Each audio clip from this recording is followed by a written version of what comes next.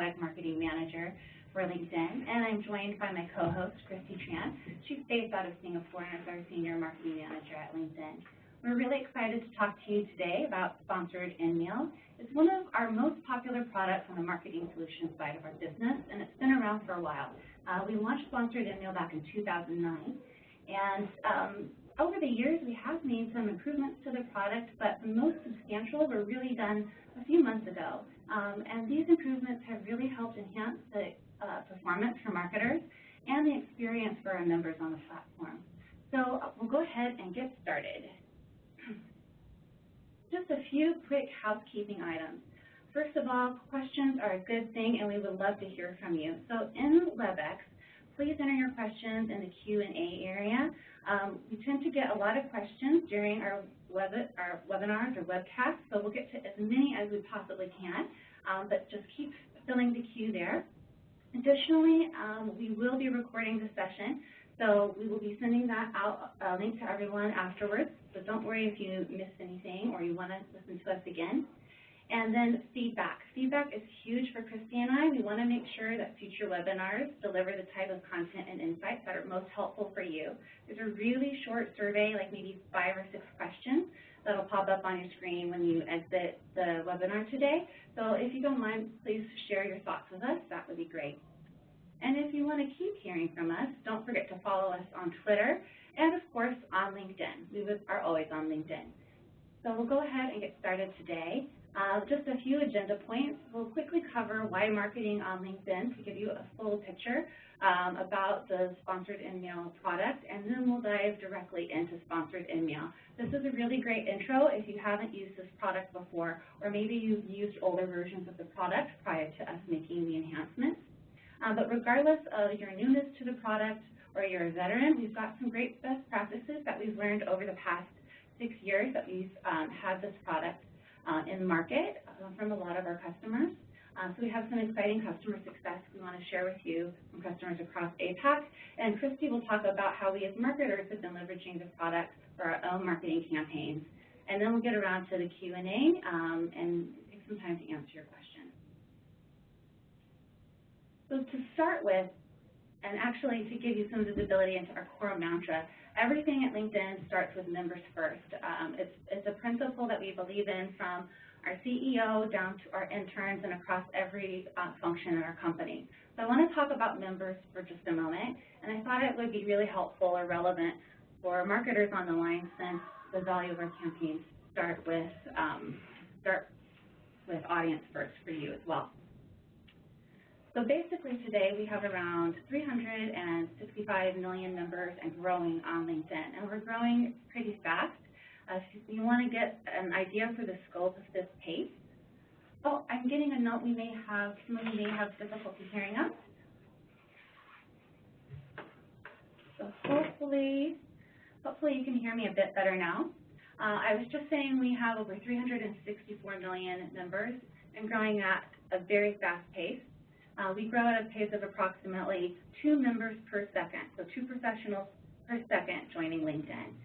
And we've really seen this adoption across professionals accelerate in the past recent years as we've basically evolved the platform to meet the needs of professionals.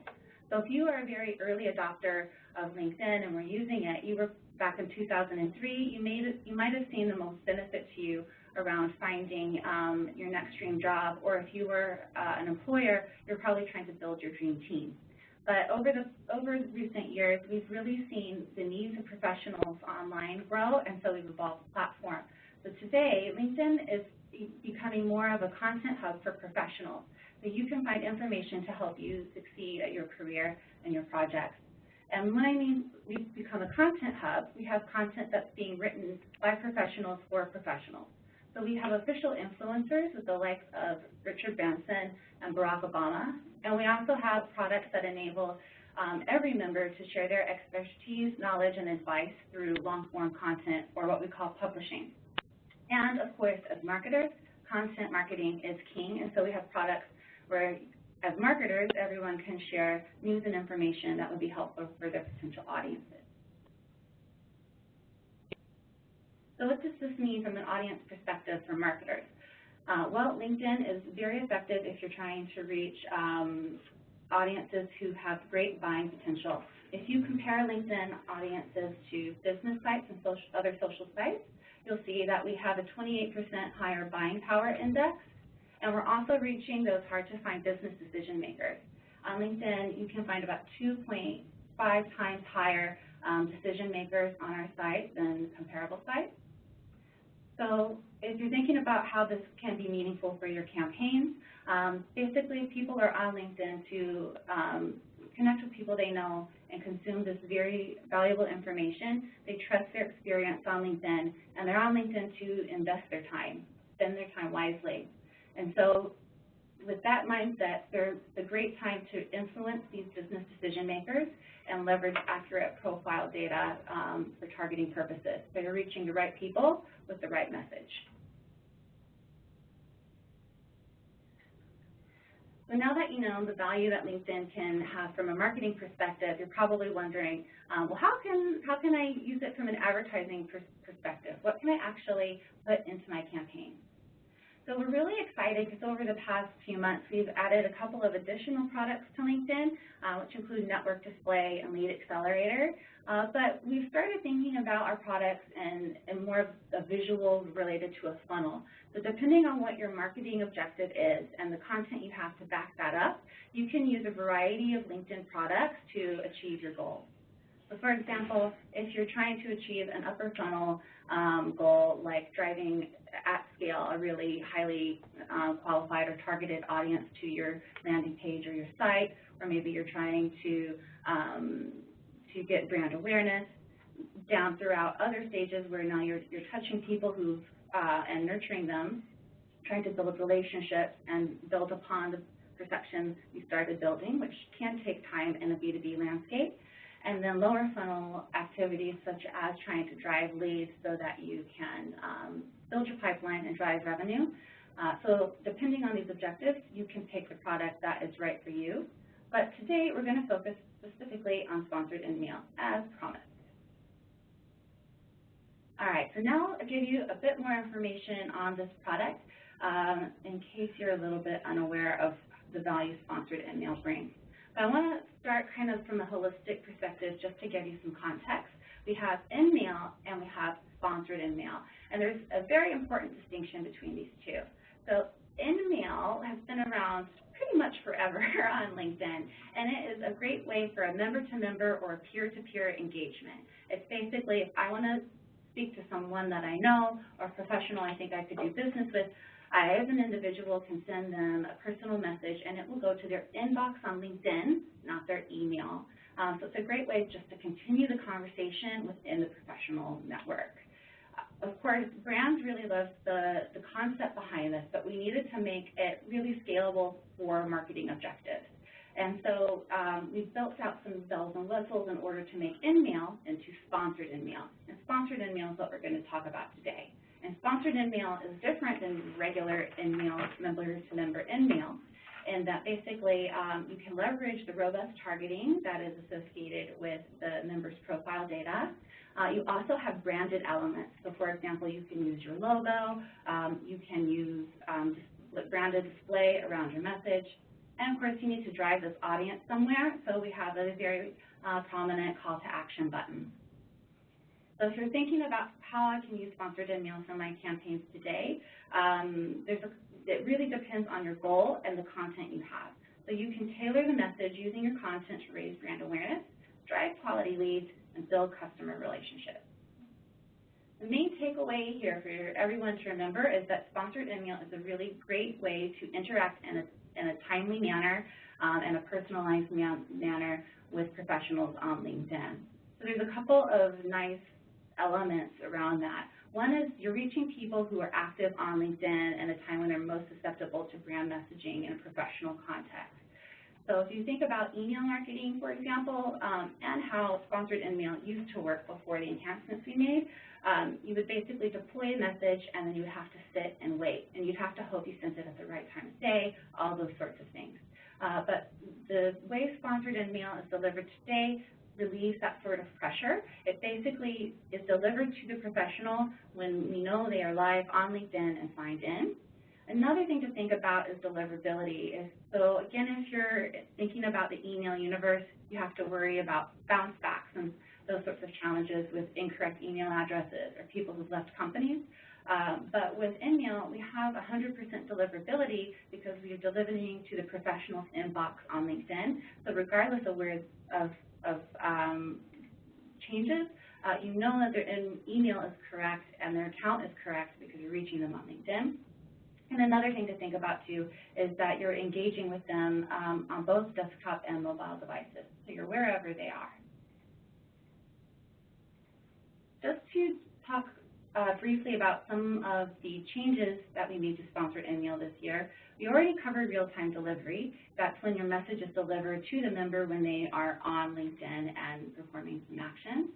Another feature that I personally love because I love mobile is the sticky design in the interface on mobile. So basically, as anyone who's done had some challenges maybe between desktop and mobile marketing environments, your real estate on your screen shrinks significantly when you're thinking about a mobile device.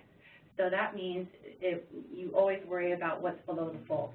Well, with sponsored InMail on mobile, you don't have to worry about that because when a member is using InMail from their mobile app, that sticky button travels with them. So no matter how far up or down the page they scroll, that call to action button follows them on that page so that it's very easy for them to know, to see where they can click to take the next step.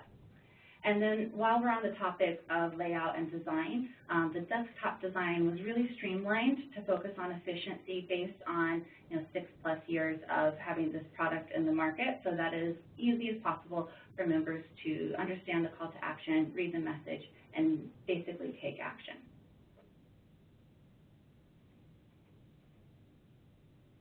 So if you're thinking now, what are some great use cases for InMail? There's actually quite a few.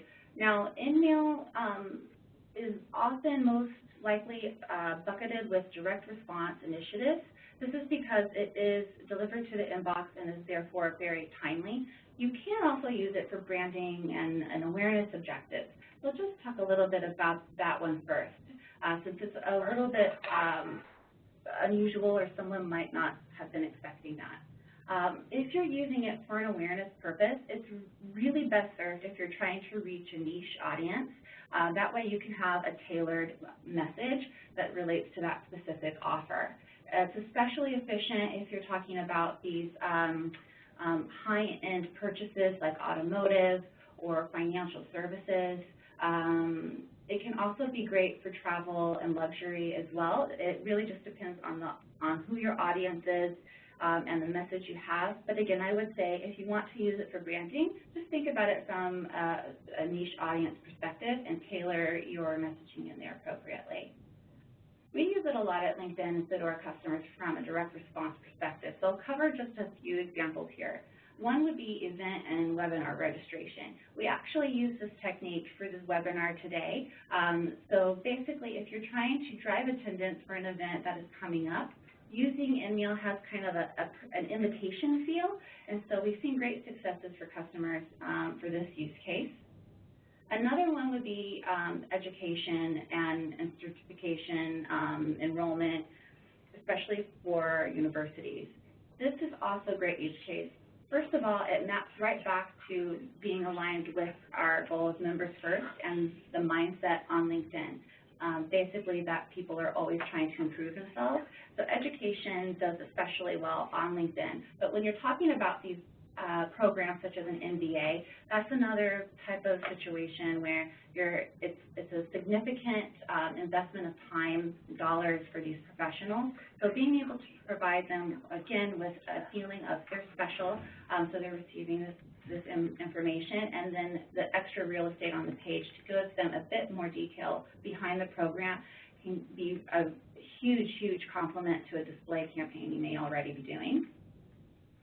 And then next is around content distribution. So most of the time when we work on content, we want it to go big and go broad, but sometimes you have content that is more niche in nature. Maybe, for example, you're trying to get a very senior business decision maker to look at a white paper or an ebook.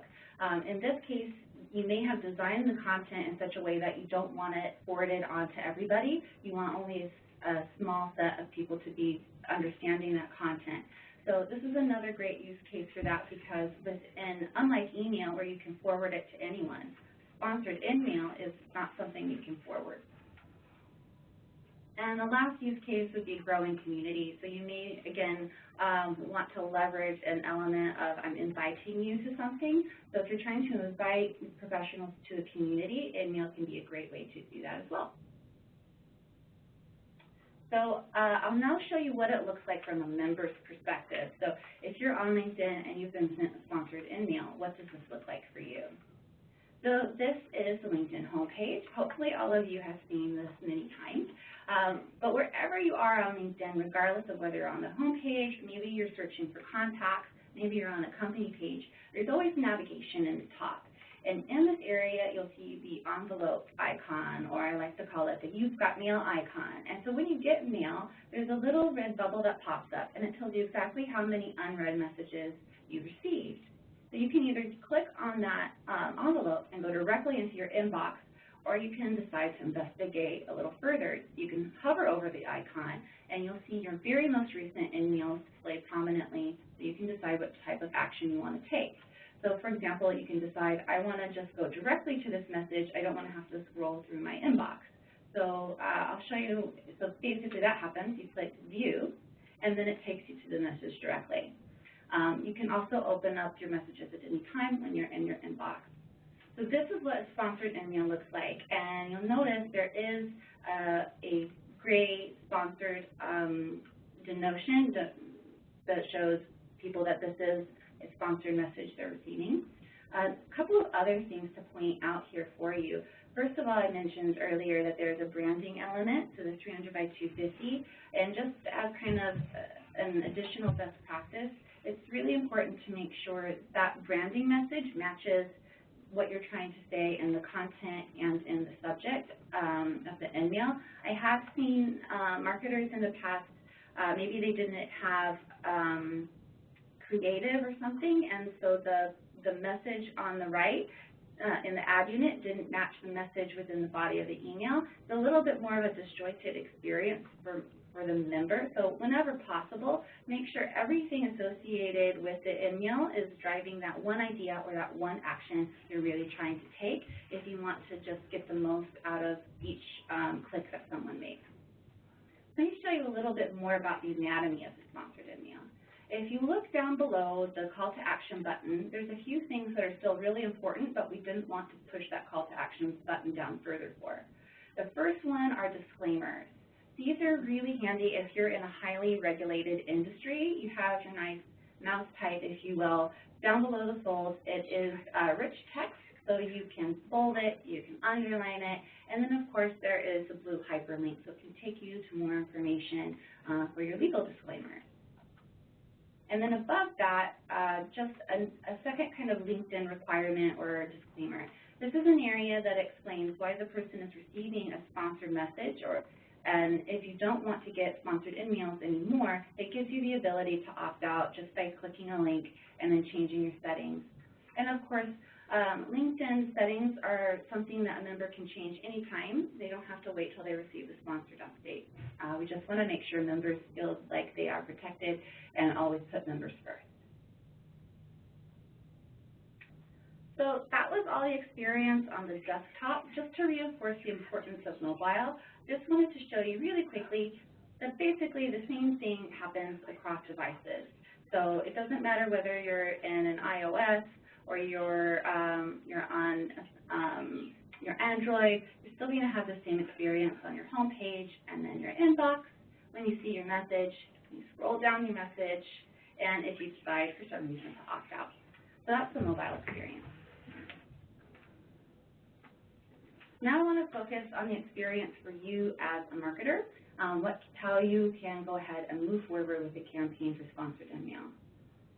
First thing to call out is that sponsored InMail isn't a self-service product. You need to work with the LinkedIn account team to make it happen. And this is actually a huge benefit. These guys are working on campaigns like this every day and are able to give you lots of advice and guidance so you get the most out of your campaign with LinkedIn.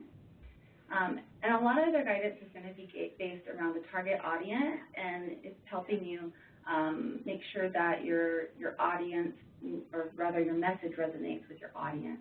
And you can create a target audience based on various facets of the LinkedIn profiles so that you're reaching the right people for your offer. Let me dive a little bit deeper here for you in this regard. So, for example, an account manager may ask you, who would you like to reach? And if you use sponsored updates, this may be very similar to you. It's the same targeting available to sponsored updates. So, for example, you can decide you want to target a particular industry, you want to reach a particular job function. So if you were trying to reach someone like me, you would pick the marketing function. You could decide seniority, and a host of other skills which we've shown here on the page. What is also really handy is not just who you want to include, but who you want to exclude. So we can do exclusion. And lastly, there's some other facets that you can include. There's company name and group name. Now, we can only support up to 100 of a particular individual name, but that is an option you can choose. Although I would say the broader you can go with your targeting, the better. That way you don't reach out on anyone who would be ideal candidate. Okay, so how do you go ahead and get this started? So basically, we want to make sure that you have all the right information, because not only does the team help you with the targeting, but they actually build the sponsored email for you based on the assets that you provide. So let me show you really quickly what that looks like.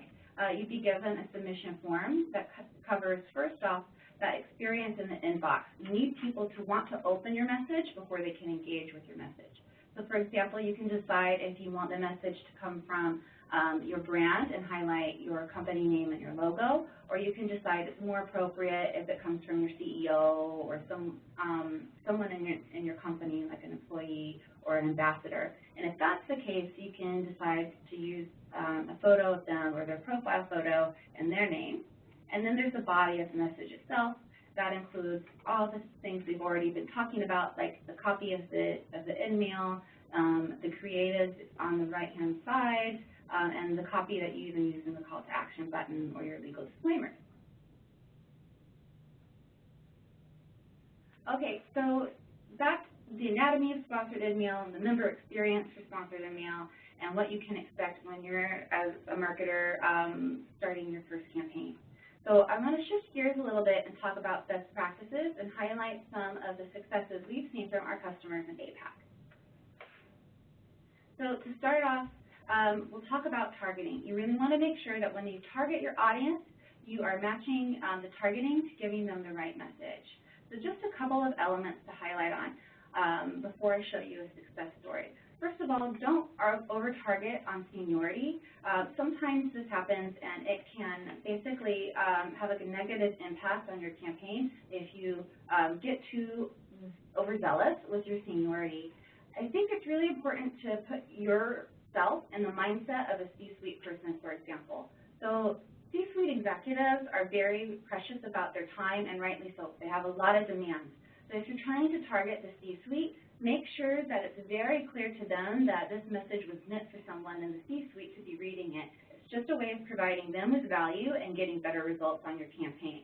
If your message isn't intended only for the C-suite or targeted to the C-suite, then don't worry about targeting that. You can reach those people, but you don't necessarily have to call out seniority specifically in order to do that.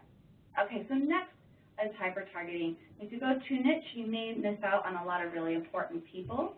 You also want to make sure the message is tailored to ensure relevance. Now, when I talk about tailoring the message and personalizing the message, I don't mean going for a creepy factor and making it sound like you've stalked someone and you know everything about them, even though you've never talked to them.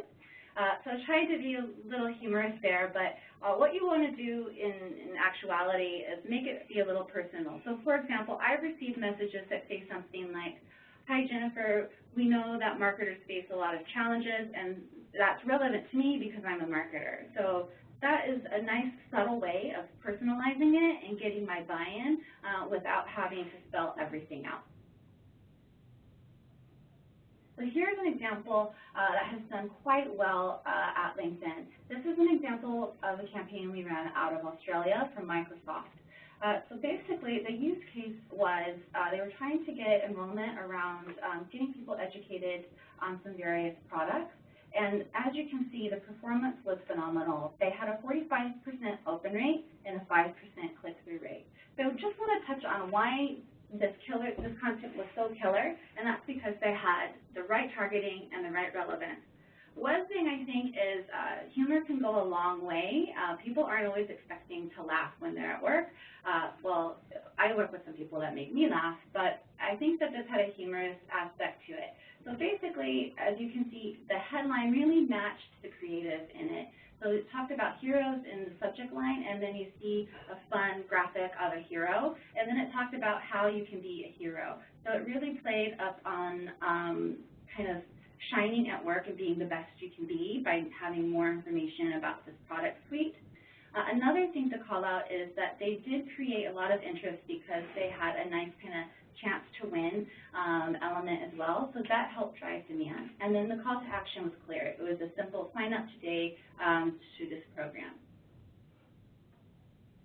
Moving on, I thought I'd touch on creating compelling content in the inbox. So like I stole my own lead up for this one. Basically, before people can click on your InMail, they need to first open your InMail. And the best way to do that is by driving interest right from the inbox, right from that very first experience. So let me explain a little bit about what you see from an inbox perspective. There's two best friends in the inbox. It's subject line and the description line. Definitely keep these short, otherwise they can be kind of cut off with an ellipses, so you're going to be right in the middle of your idea and then it'll say ... So definitely think about being concise here, but also think about how you can drive interest. So include a benefit statement or a call to action that's really understandable so that it's clear why someone is going to be reading your message. It's basically like delivering on your promises. Another thing is the images. The pictures are worth 1,000 words, and as I alluded to earlier, you can decide, depending on the content, if you want it to have more of an invitation feel. So for example, if you're inviting someone to an event or a webinar or a special dinner, you may decide that it sounds better if it comes from an employee at your company versus if you're sharing thought leadership content, you may decide that this sounds better if it's coming for your brand. So think about that and decide which is best for you. And then just always remember to be consistent from the inbox all the way to your landing page. So as a success case, I wanted to highlight one of our brands out of India. This was a campaign that was recently run for Axis Bank. They did a really great job with several things in their InMail, but I want to specifically talk about their experience with the inbox. So what I just highlighted here is the subject line and the description. I think they did a great job and saw great success. As you can see, they had a 35% open rate. They had a strong call to action for getting more rewards. People want more rewards. They want to know they can get something, and this is around travel, which is highly relevant for their audience. But I think it can be potentially misleading if they don't know what this is for. So they simply called out that this was a miles and more reward program from Axis Bank credit cards. So you knew immediately it was a financial institution rather than a travel industry brand reaching out to you. So it really builds on trust and providing a seamless member experience. There's some other things I like about this InMail too. So for example, they do show some key features, but you'll notice they kept that copy really concise, which is also great for mobile, but no one wants to read like a grocery list or a run-on list.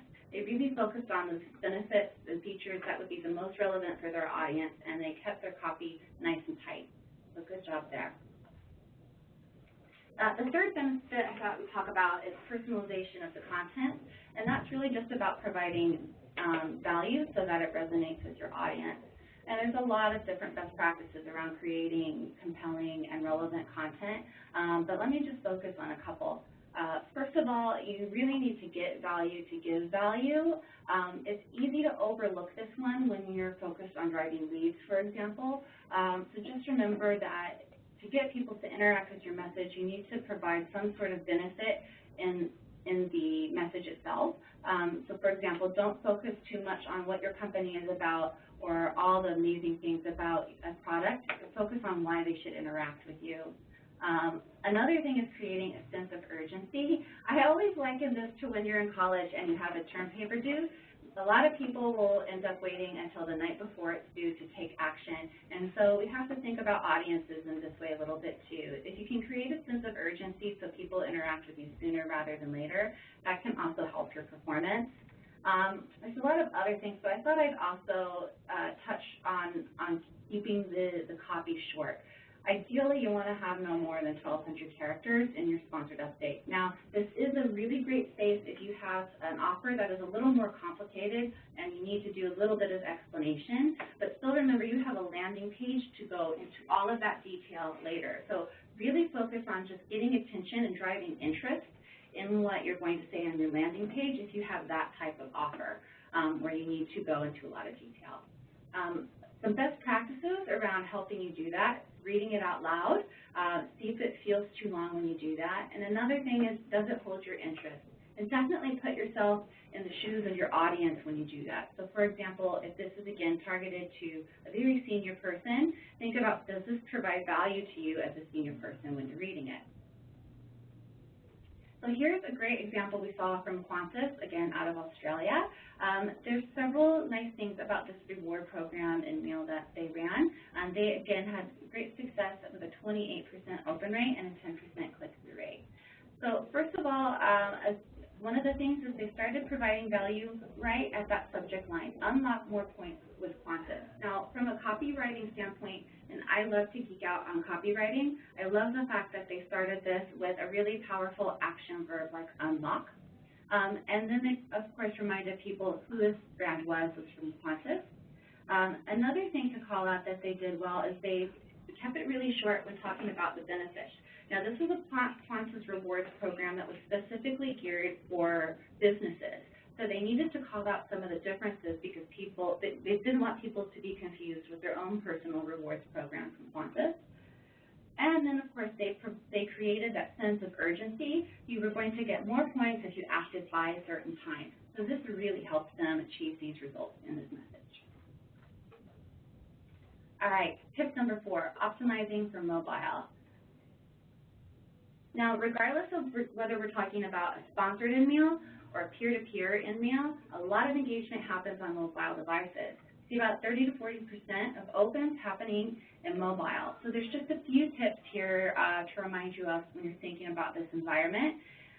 Borrowing from the previous one about brevity and being concise, it's especially true in mobile. Again, we all know that the environment is so much smaller here. So if you can keep your copy tight, that is a huge benefit to having good performance in mobile. The next one is to have a hyperlink in the body text. This isn't 100% mandatory. It's just a nice to have. That way you can provide multiple places to click. So basically a click in the message as well as your call to action. Just make sure you're driving them to the same place. You don't want to have, for example, a click to a member's profile page, because that could be really confusing to the member. Next, avoid using too much formatting and bullet pointing. Like I said earlier, you don't want a big run-on list is really the main thing. You just want to make the formatting nice, clean, and easy to read as you're scrolling down. And lastly, always the best practice with anything in digital, make sure your landing page is mobile responsive. Let me show you an example of another campaign we ran. This one's out of Singapore for Unisim, and I think that's a good example of showing you kind of a side-by-side comparison of how the experience is on desktop as well as mobile. So there's the mobile version, and let me tell you a little bit about the campaign. It was about driving enrollment for some really important courses they have. These were around master's degrees and PhDs. They had a phenomenal open rate of 59% and a CTR of 9%. Some of the success for this is that the call to action was really clear. Apply now for the program. Additionally, the formatting worked really well here. They had a couple of bullet points, which they kept short. I also like how they have the bold copy to kind of break things up. Because these type of programs, they needed to provide a bit more detail than some of the examples you've seen on previous slides today. They still kept it pretty short, and so this formatting did help when they needed to break it up. And of course, the experience was aligned from start to finish. Another thing to point out here, I've talked a couple of times about how you can decide if you want a message to come from a brand or a member. All of my previous examples have been from a brand showcasing a logo. In this case, the company decided to have a brand ambassador that they used to have a nice kind of invitational flow. And the last tip I want to cover today before I hand over to Christy is just a reminder around the importance of having a simple landing page. And I think it's about providing an experience. You want to make sure you have a consistent feel and that you're basically providing on your promise in the InMail when the person lands on your landing page. This example is going back to the case study we just talked a moment ago about Access Bank for their Miles and More campaign. So of course they have a nice bold Apply Now button on the page so that you know exactly what your next step should be, but the experience was seamless.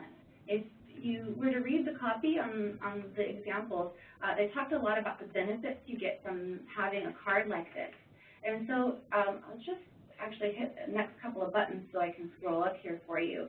You can see the content on here was also mirroring those benefits. They had great pictures of places many people would want to go. It was a good experience on here. Another thing to call out is that they also have, not only did they have a link to the form to drop you into the form quickly from their landing page, but they also had it at the bottom below their content. But they made the content king so that people would want to engage with their brands and take the next step. So those are my 5 tips from campaigns we've seen on LinkedIn. I'm going to pass over to Christy now, and she'll talk about what we've done with our own marketing. Thanks, Jennifer. Hello, everyone. As Jennifer mentioned, my name is Christy Tran, and I am the Demand Gen Marketer for LinkedIn Asia Pacific. And we'll take the next 10 minutes or so to walk you through 3 examples of campaigns that we've ran here at LinkedIn in the last few months and share some of the best practices we've applied as well as the results we've seen so far. All right, the first example is focused around using InMail to drive registration for a recent webinar we held last month. This thought leadership webinar was an Asia Pacific regional webinar called How to Ignite Your Social and Content Marketing Plan. We promoted this webinar via all of our traditional marketing channels, including social media outlets, our blog, and email marketing campaigns. We were making pretty good traction. However, we wanted to ensure we get at least 1,000 registrants since we felt that this topic was very relevant to many marketers in our region. Hence, we tapped into InMail to expand the reach of our campaign. So, on the next slide, you'll see here an example of one of the InMail that we sent. We used a lot of the best practices that Jennifer spoke about. We kept our title simple and very direct. We kept the body content short and optimized our InMail for mobile and tablets.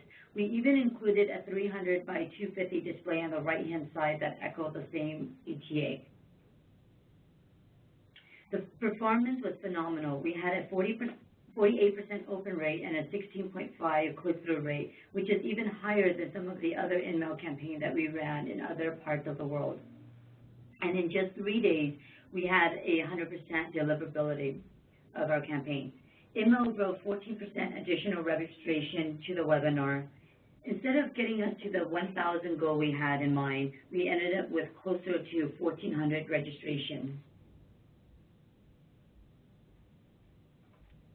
So, what we found is that InMail is a great channel when we're trying to promote a high engagement touch point, such as a webinar or a live event. In the next example, I'll share how sponsored InMail is also a great tool for A/B testing. This here is an example of a recent test we ran in the States with another webinar called Harnessing the Power of the Full Funnel.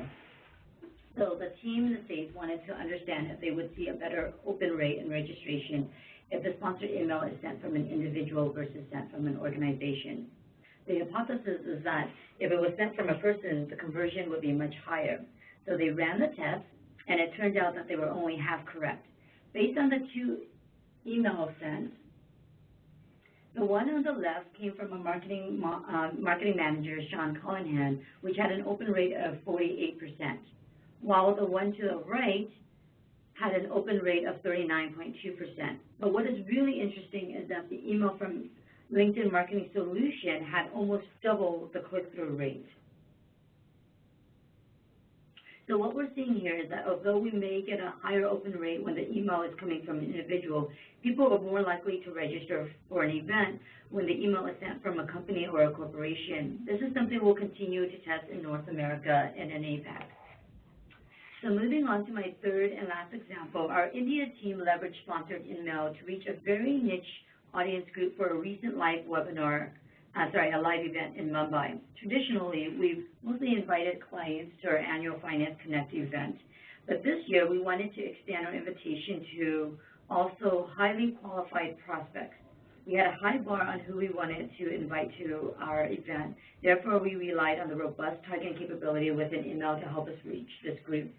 Since the event was going to be in Mumbai, we only wanted to reach out to folks in Mumbai or Pune. We also needed them to be of a certain seniority level and were part of a marketing-related function within the company. Lastly, since this was a finance event, it was a no-brainer that we needed to add an industry filter to ensure that the InMail was only going to be sent out to individuals in the finance vertical.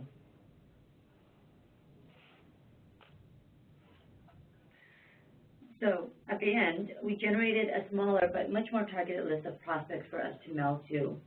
With real-time delivery, we were able to extend our reach by 16% and invited over an additional 35 attendees within the targeted audience group.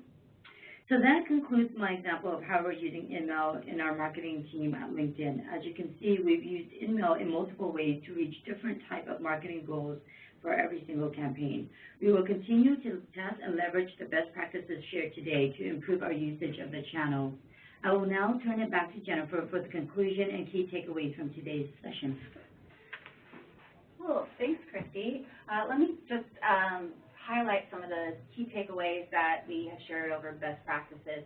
Again, this is both from our own campaigns as well as our customers.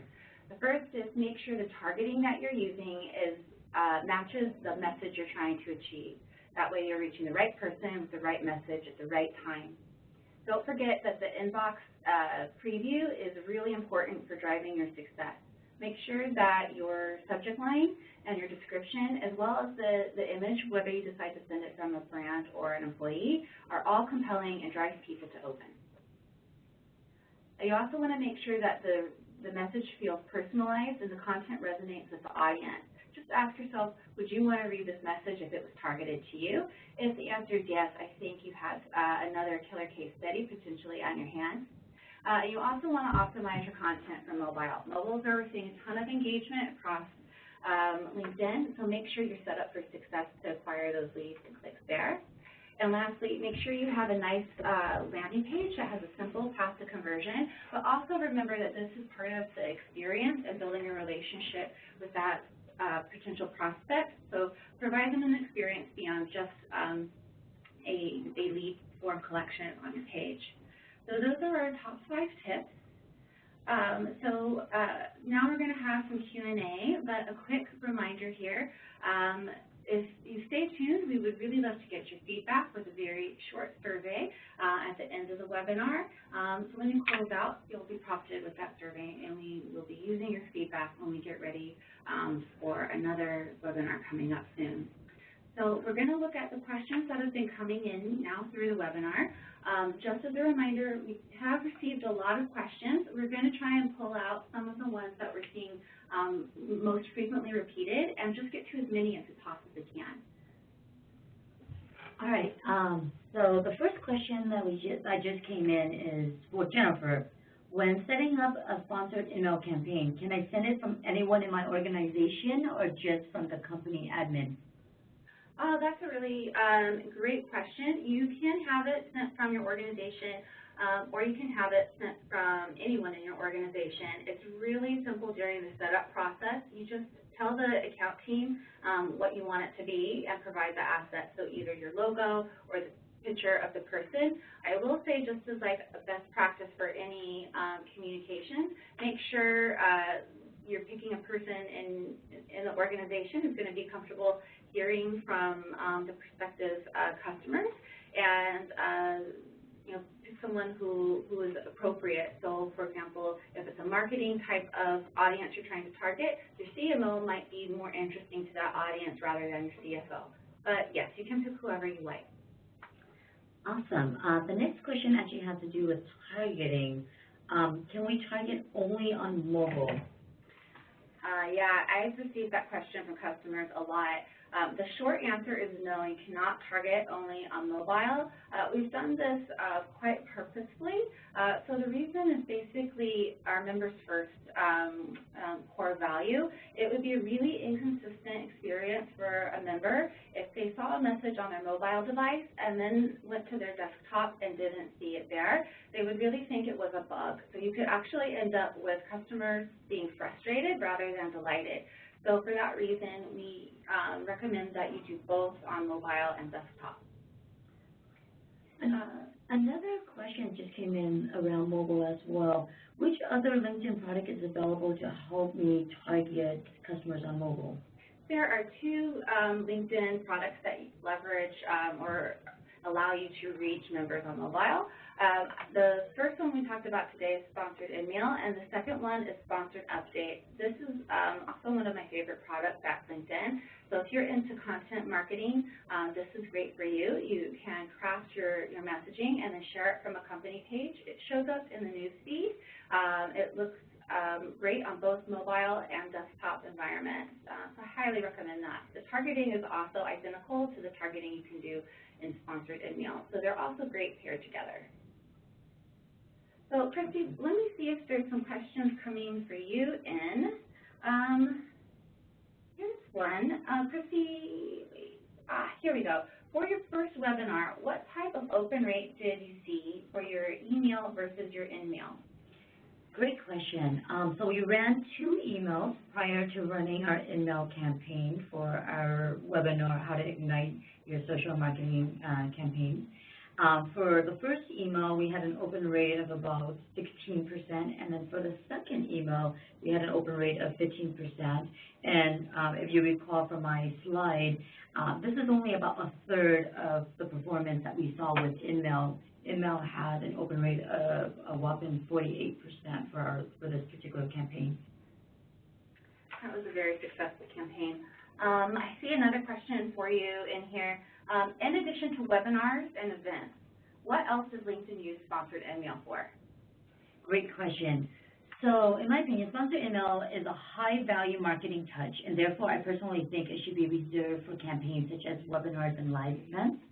We have, however, at LinkedIn used it to promote product launches and big rock type of content. I would suggest using our other channels such as Sponsored Update, which has a higher frequency in terms of touch points to promote your smaller ebooks or blog articles.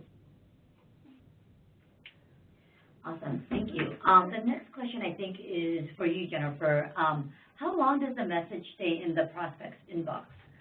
If you think about it, it's a similar experience to email.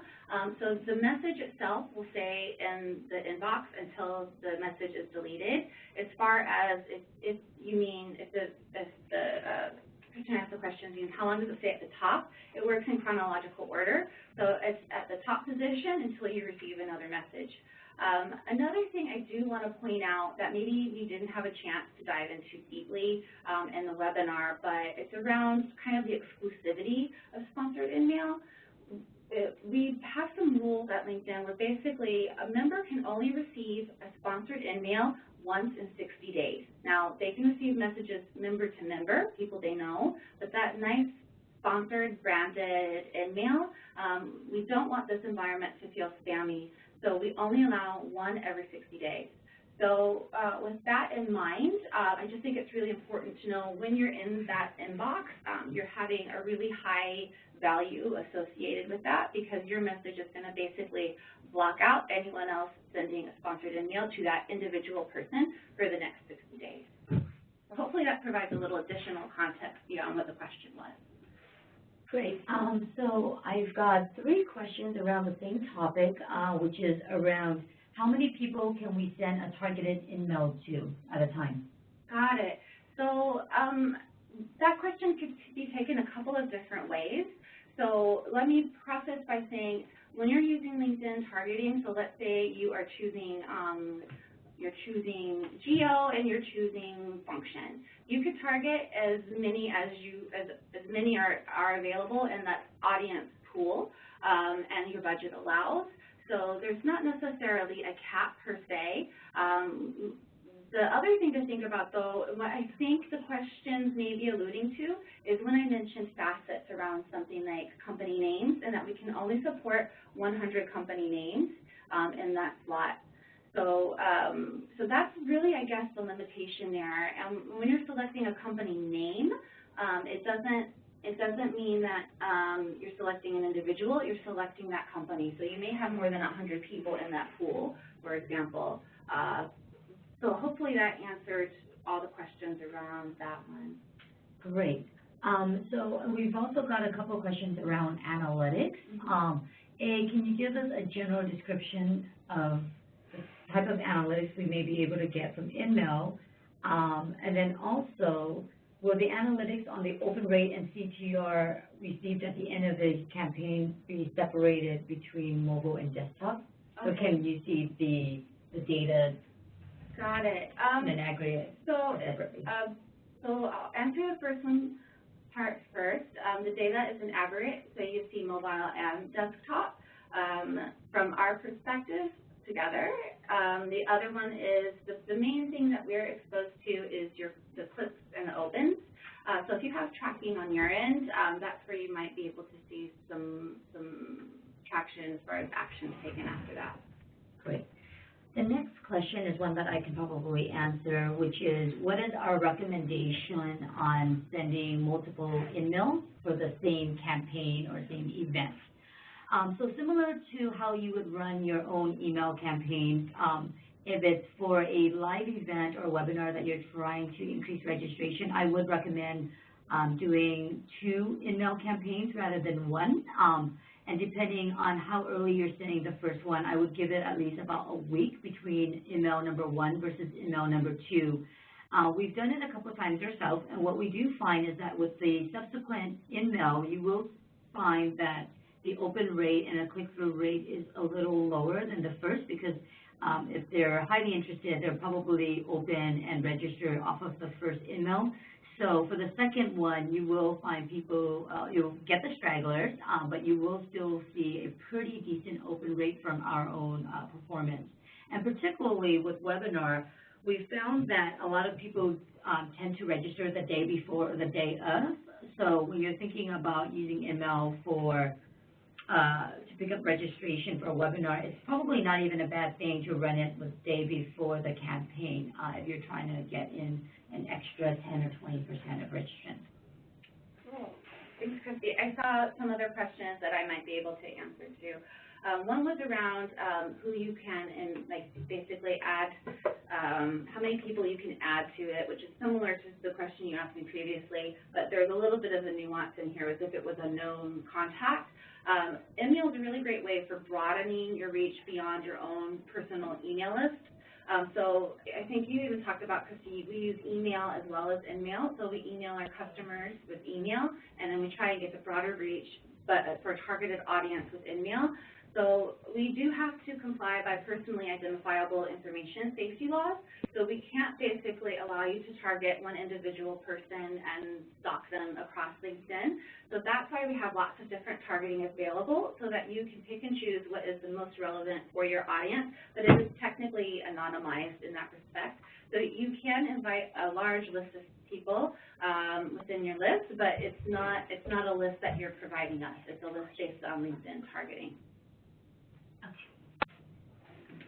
I think we have time for 2 more questions. Okay. So the next one is, given the 60-day window limit on InMail, how can we retarget members who have opened an InMail but not clicked on the call to action? So the 60-day window is really there for member safety, so you would not be able to target them with another InMail. We're not necessarily tracking people who don't click through. I would say just follow some best practices, like you want to expose people to your messages 3 times. So we see really great traction. So we only talked about InMail in this webinar. A lot of these campaigns actually leveraged multiple LinkedIn products. So for example, they would have InMail and sponsored updates. They would have InMail and display, or maybe they would have all 3. So I would say to use multiple forms of targeting, because perhaps someone opened your InMail, maybe they didn't click through for one reason or another, but they were evidently engaged enough to open it. So you might want to try hitting audiences with multiple forms of advertising on LinkedIn. That way you can capture them at a later point. Hopefully that answered the question a little bit. Let's take a look and see if there's any other questions we have time to get to.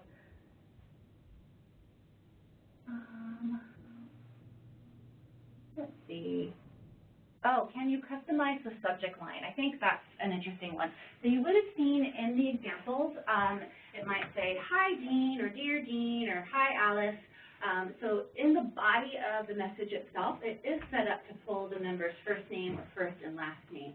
So that's nice, but in the subject line itself, we don't allow that capability. We just don't want it to feel too creepy. So again, it's a member's first element.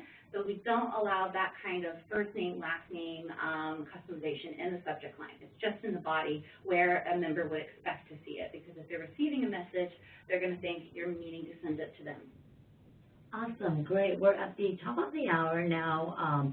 We want to thank everyone for taking the time to listening to our webinar today. We will be sending the presentation as well as the recording in the next couple of days. And if we were not able to answer your question, please email us or send us a message on Twitter. Thank you very much, and have a great day. Thanks, everyone. And don't forget to fill out the survey if you have time at the end. We really appreciate it, and we hope you'll be joining us for future webinars coming soon.